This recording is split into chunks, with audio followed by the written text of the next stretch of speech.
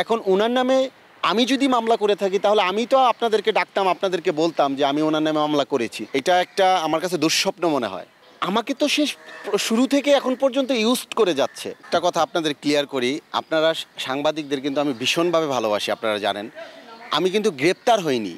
আমার যখন আমি শুনেছি যে আমার নামে থানায় মামলা হয়েছে, আমি কিন্তু একটা লাইভ করে আর ওই থানায় গিয়ে ডিউটি অফিসারে বলেছি যে আমার নামে নাকি আপনার থানায় মামলা হয়েছে, আমাকে গ্রেপ্তার করুন। অতএব এটাকে আত্মসমর্পণ বলে। আমি কিন্তু গ্রেপ্তার হইনি, আমাকে গ্রেপ্তার করেনি। ঘটেছিল এটা একটা ষড়যন্ত্রের শিকার হয়েছি এবং একটা মিথ্যাচারের শিকার হয়েছি, এবং সে যেভাবেই হোক কৌশলে আমাকে বিবাহ করে। বিবাহের তৃতীয় দিন আমি তার সাথে সম্পর্ক ছিন্ন করি, তার সাথে সংসার করব না বলে।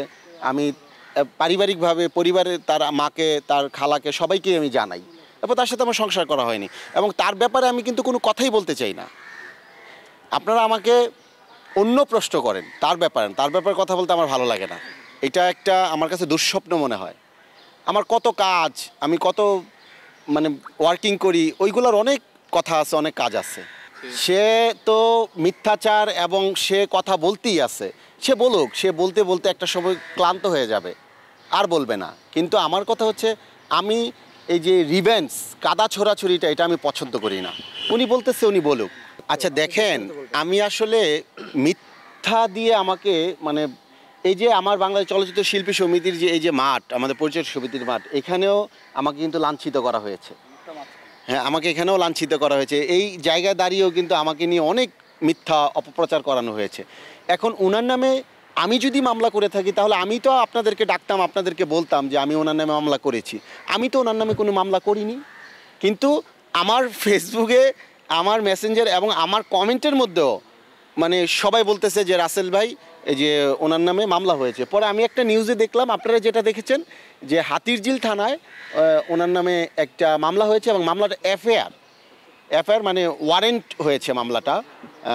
অনেকে দেখলাম ফেসবুকে লিখতেছে যে উনি পলাতক, অনেকে লিখতেছেন যে ওনাকে গ্রেপ্তার করা হোক। আসলে এটা কতটুকু সত্য, এটা আইন দেখবে। এই ব্যাপারে আমি জানি না, এবং আপনারা এটা তল্লাশি করবেন। যে এই যে হাতিরঝিল থানা আপনারা ফোন করেন, ডিউটি অফিসার আছে, আপনার ওসি মহোদয় আছে, ওনাকে জিজ্ঞেস করেন যে ওনার নামে কোনো মামলা হয়েছে কিনা।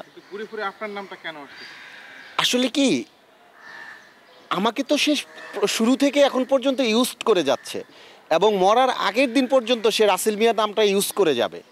এখন সে একটা কিছু হইলেই সেখানে আমার নামটা সে কানেক্ট করে দিবে, কারণ আমার নাম কানেক্ট না করলে আমার মনে হয় না যে তাকে কেউ রেসপন্স করবে। সে এই যে শিল্পী সমিতিতেও আসছে আমার নাম ব্যবহার করে। এই গেটে আসার পর আমাকে জিজ্ঞেস করছে যে রাসেল ভাই, সেদিন তো উনি গিয়ে আপনার নামে অনেক মিথ্যাচার করলো, কিন্তু গেট দিয়ে উনি যখন প্রবেশ করে তখন আপনার নাম বলেছিল, যে আমি আমার পরিচয় দিয়ে উনি এফডিসির ভিতরে ঢুকেছিল। তো আমার পরিচয়টা উনি যদিও আইনগতভাবে উনি আর ব্যবহার করতে পারবে না, কিন্তু উনি করে যাচ্ছে।